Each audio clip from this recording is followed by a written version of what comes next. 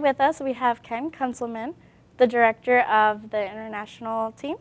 Is that what it stands for? Oh, well, Director of International Programs. Of programs. Advisor okay. for the I-Team. Okay, advisor for the I-Team. Okay, and what is the difference between the international programs and then the I-Team? Is it just one part? Well, my job is Director of Programs, and that involves recruiting, admitting, advising, and working with international students and study abroad.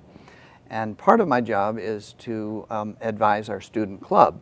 The International Student Club we call the I-Team. Okay, so that's a section of what your job is. So could you give us a little bit of information about yourself, what you did before you were director that led up to being director? Well, I've done many things in my life. I was a business owner. I was a gymnastics coach.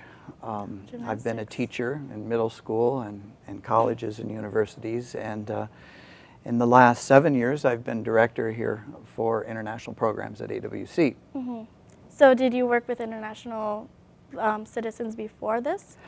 Yes, let's see, back in the 80s, I was developing programs for cultural exchange and for high school students back in the Midwest.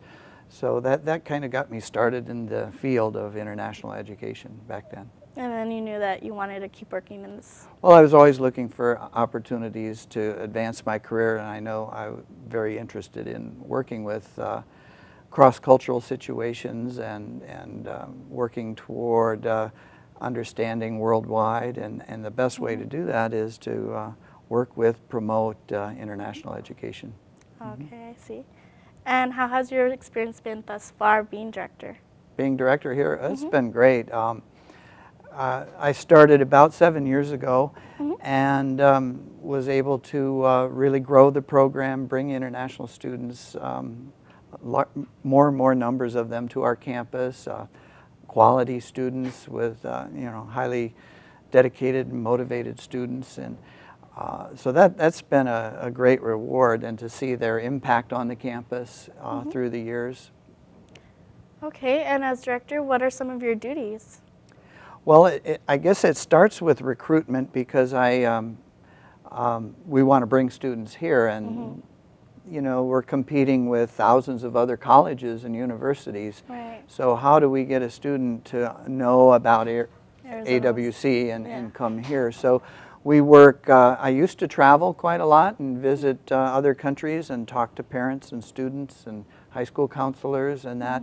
We're not doing that right now. We're focusing on advertising and word of mouth. We use social networking and the internet to advertise. So we're just trying to find every way we can to get our name out there and be known and hopefully attract students here. Only using the web right now is what we have to resort to? Pretty much do, yeah. Oh, okay. And do your duties include helping with events, organizing events? Well, that's another part of my job.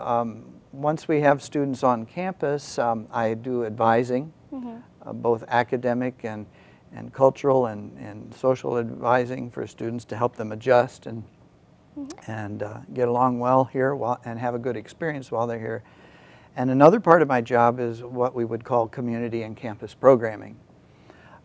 In other words, we put on various programs. We have activities and events that involve students and help give them opportunities to interact with each other, so our U.S. students and our international students can learn from each other. So we have a variety of activities and programs that we do.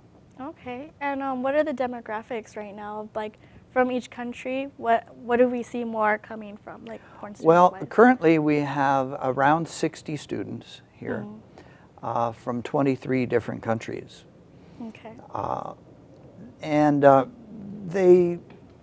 we have, I'd say our biggest countries are Mexico, Brazil, and Vietnam. Oh, okay. Probably about 7 or 8 from each of those countries, and then a wide variety of countries where we have 1 or 2 from those countries. Okay, and what was my other question? From those countries? Oh, the rate. Has there been more foreign exchange students coming in for the past few years, or is there less and less coming in? Well, actually, it's diminishing a little bit since we haven't been traveling to recruit. That's the really powerful recruitment process when you can sit down and talk to someone about what we do here, what's good about EWC, why should you go there. When you can do that face to face, it's very, very powerful. And that had brought us up to about 90 students around 2009, 2010. You would actually meet with the students before they came? Yes, and their parents and some of their advisors and, and that. So that's a most effective way to bring students in. And once they know you and they get to ask you questions and they get to feel comfortable and build trust, that's how we do most of our recruiting.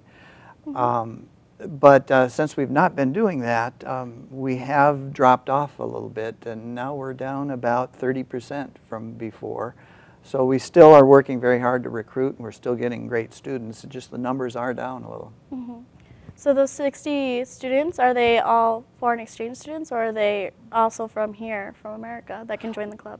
Well, for the club is open to all students, both domestic students and international students.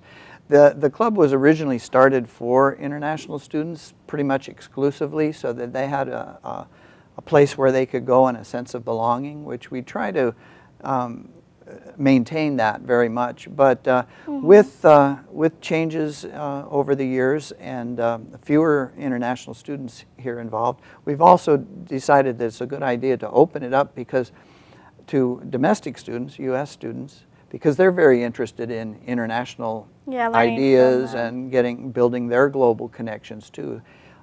So we have a really good mix of international students and U.S. students together in the club, and they find a lot of common activities they can do together. Okay, so it's like very diverse. But how do you as a director plan on keeping their culture intact when they're from other cultures? Well, that is something that I personally try to encourage, because students come to the U.S., they are interested in learning about the country and our culture, our language, and so they're very motivated to become like us or to adapt our ways and our culture. At the same time, I try to encourage them to hold on to their roots, their traditions, their identity. That, in my mind, is very important. So it's a balancing act to try to take on a new culture and yet hold on to and respect where you've come from and who you are. To remember where they came from. And also, like, since foreign exchange students come here, do you work in the program where students from here go to other countries? Is it reverse? Actually, yes. We're beginning to really build that as a viable option for our students here in Yuma to travel and study abroad. This year, right now, we have about 5 students that I know of working with that are planning to study abroad. We have 2 going to Spain this summer. One intending to go to Shanghai, China next fall for a language program, and a history student who is going off to Moscow next spring for a semester. Wow. So that's pretty exciting.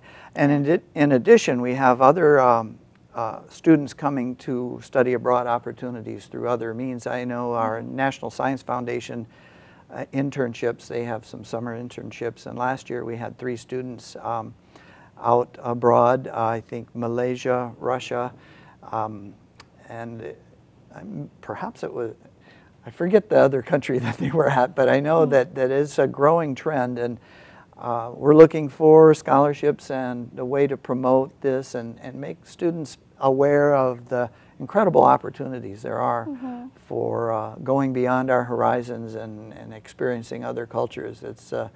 I think it's a very important thing if you want to be really educated today, to have some global competency and experience with other cultures and traveling. So we're growing there. Yeah. And if someone like me wanted to join and to study abroad, what would be the process? What would be the first thing you have to do? Well, the first thing you would do is probably meet with me or another advisor ask about programs, and we would talk to you about what are you interested in, what countries are you interested in. It's a big world, and there's lots of opportunities out there. There are many, many programs. So we would have to focus in on what it is you want to do.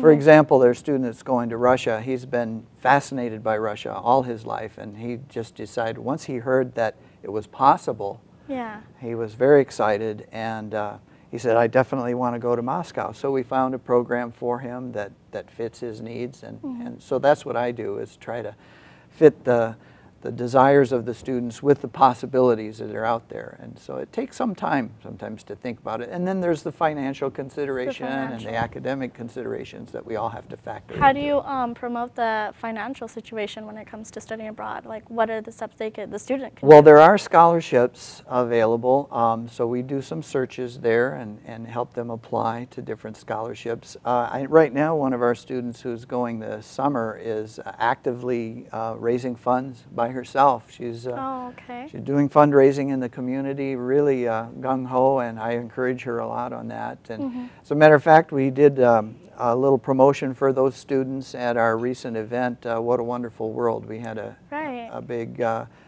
dinner theater multicultural show last week, and we brought a couple of our students from San Luis and the foothills here who are going off to Barcelona and Salamanca this summer. So we did a little promotion for them, a little fundraising also. Do you use those events to promote? Well, we're starting to, yes. Oh, okay. So that's a new... That's pretty new for us. We're excited because this is the first year we've really had a good number of students doing this, and looking forward to their return, because I've given them an assignment that they have to document their experience and then come back and present to the campus and other students of what they learned, what they experienced. And so we're looking forward to seeing them next year here with their stories and their videos and that kind of thing. Oh, wow, like a little diary? Yes. Yeah. And given the changes you witnessed with this little program, what do you see the future? Well, that's a good question, and it's always hard to predict the future. As I said, our numbers are going down, so that gives me some concern. So I'm trying to find new ways to recruit and to keep the numbers coming in, because we do want to keep our program viable and strong, and we want to continue with the diversity we have. We're making a big effort with China. And one of your guests that's going to come on after me, Meng Hua, is from China herself, and I worked with her last year. She did a video, a recruitment video for us that's now online in China in Mandarin, so students can actually see her talk about AWC right there. Well, thank you for your time. We're going to go